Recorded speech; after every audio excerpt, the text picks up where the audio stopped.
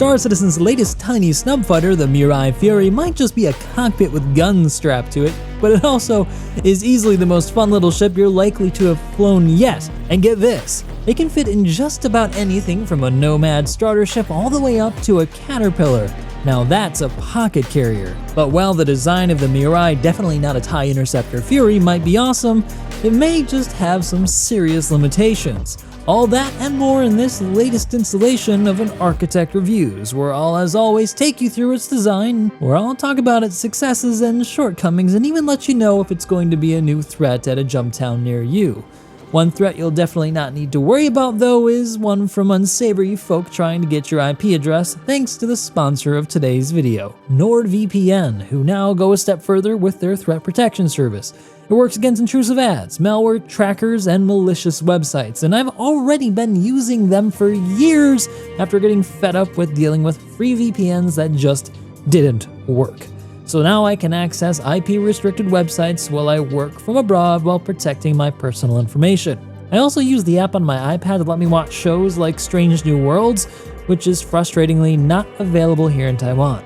So if you're looking for a reliable VPN service and you want to help support the channel, head on over to nordvpn.com/morphologist to get a huge discount on a 2-year plan, plus get 4 additional months for free. That's nordvpn.com/morphologist, and if none of this really works for you, you can always get your money back with their 30-day money-back guarantee.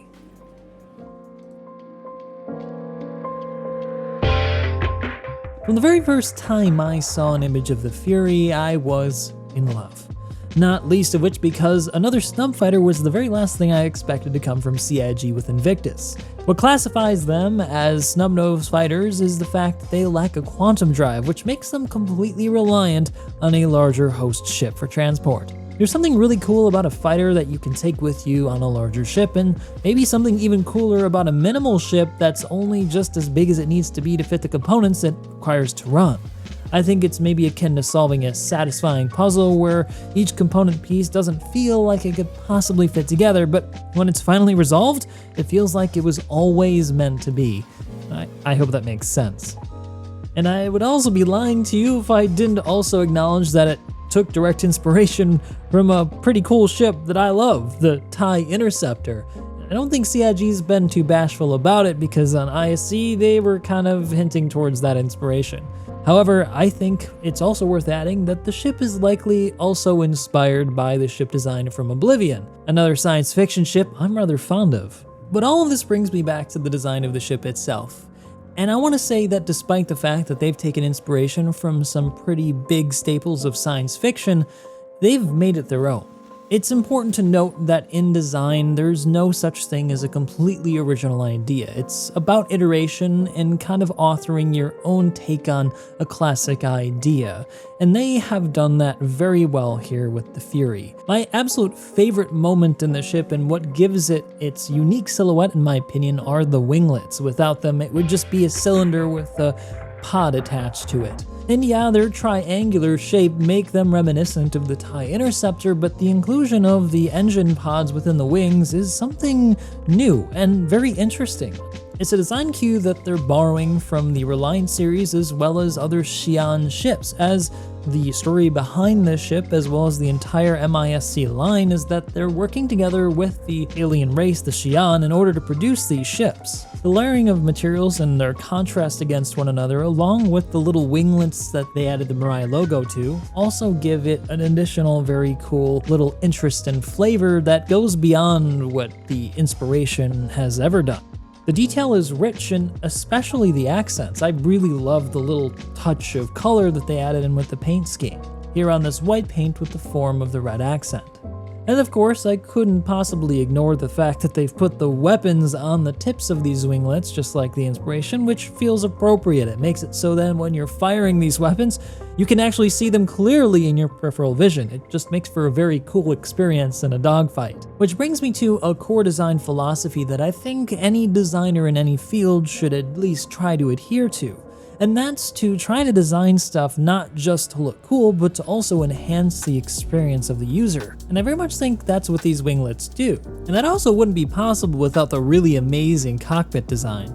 which makes for a very cool flight experience, giving you some of the best visibility of any ship in the game. I mean, try this with an eye tracker and tell me it's not awesome to skim the clouds or thread in between buildings on ArcCorp. It is phenomenal. Which brings me to just a couple of things I find a bit unusual about the design of this ship, but maybe not specifically the Fury, because it does have a variant. It's called the Fury MX. It looks basically the same, except it has all missile hardpoints instead of having weapons. In fact, it's got 20 missiles, which is pretty impressive for a small ship. The thing that I find questionable about this ship is the drop-down armor canopy. Not that it's a bad thing, it's actually really cool. I just don't really understand why they didn't have it on the base Fury as well. It just seemed like a strange decision to me, because if both of these ships are meant to get close up and personal, wouldn't the Fury version, like the base one, want it more than the missile version? Because, I don't know, the missile version probably is staying a lot farther away than the one that's meant to be up in your face and dogfighting. So that's kind of the first weird decision that they made. The second is the location of the MFD screen directly above your field of view. Well, it worked really well on stuff like the Prospector. It is kind of strange here because when you're turning into a ship for a dogfight, it can kind of get in the way a little bit. But both this issue and the lack of a shield on the base version are rather small problems. Overall, the ship's design is fantastic, and it's quickly become my favorite subfighter over the Merlin. And so as far as design goes, I give the Fury high marks. But what about its performance? While I have no problems with the design of the Fury, I do have some issues with the way that it has been tuned for Star Citizen. Being a snub fighter, as small as it has a limited amount of room for components, and so the Fury and Fury MX both come with a single size 1 shield generator, a single size 1 power plant, 2 size 1 coolers, and of course no quantum drive. For weaponry, the base variant gets you 4 size 2 fixed hardpoints, each coming with a size 2 Badger repeater each, and you also get 4 size 3 missiles as a bonus. If you switch over to the MX though, you lose the guns and instead get 20 missiles, 8 size 3s and 12 size 2s. And you'll get even more missiles if you swap them out for even smaller ones. And on paper, its unique engines deliver 17.9 Gs of forward acceleration, getting up to its 1250 meters a second top speed pretty dang quick. But that's only marginally faster than the two meta ships, the Arrow and Gladius, at 1235 and 1236 respectively, meaning it's only just slightly able to outrun them, and that's probably not good enough to outrun them before they're destroyed. But apparently that's only the beginning of it, as it's not actually as maneuverable as you might think. Apparently it's not actually better at turning than the Arrow or Gladius, meaning that it's maybe not better than the light fighters. Even further compounding this issue is the HP pool. While it is better than the Merlin, the main issue is that it relies on 4 thrusters as opposed to a lot more on the Merlin, which means if this ship gets hit once on one of the wings, when the shields are down, it becomes unflyable, bringing its effective health pool down to something like half of the health pool of the Merlin, which is needless to say, very, very squishy. Like, you get hit once and you're dead. So you gotta try to get really lucky on any kind of merge when you're fighting against a light fighter not to get hit by them. And did I mention the fuel consumption? Even if you manage to survive a dogfight, by the end you'll probably need to go back and refuel somewhere. You combine this with the rather large profile compared to the Merlin, and you have a recipe for a ship that's going to die easily in PvP, as has been proven by people who have been testing it in the PU since it released. And all this leads me to what I think might be a fundamental issue in the way that CIG are approaching snub fighters right now in Star Citizen. But instead of telling CIG directly what I think should be done here, let me instead explain it through the lens of the player. So you want to take out a snub fighter, but you're going to need to find some kind of ship to host it. You take out a C2, a 890 jumper, maybe even a Caterpillar. Regardless of which you choose though, it's going to take quite a bit of time to get everybody together, something like an hour to get all the ships on board and ready to go.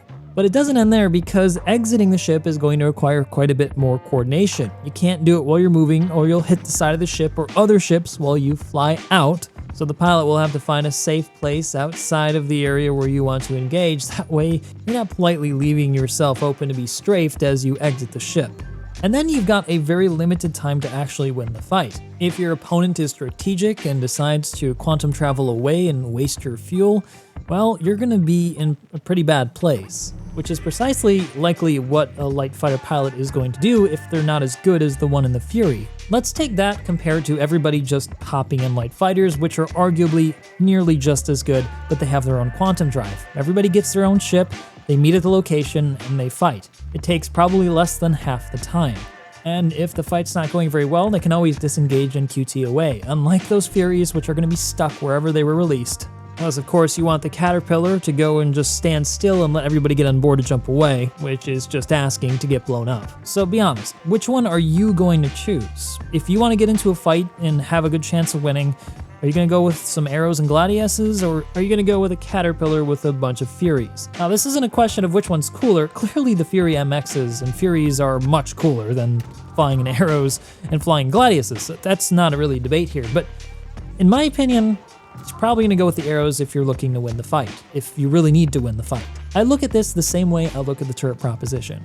Why put a bunch of people on turrets when you could just put them in smaller ships and be way more effective? CIG had to combat this by making turrets a lot better than they were before, by giving them a huge capacitor pool. And even now, people still prefer to fly their own ships. In my view, in order for me to actually want to use Furies or any kind of snubnose in a real fight, I'm gonna have to have a lot more incentive. It can't just be because they're cool.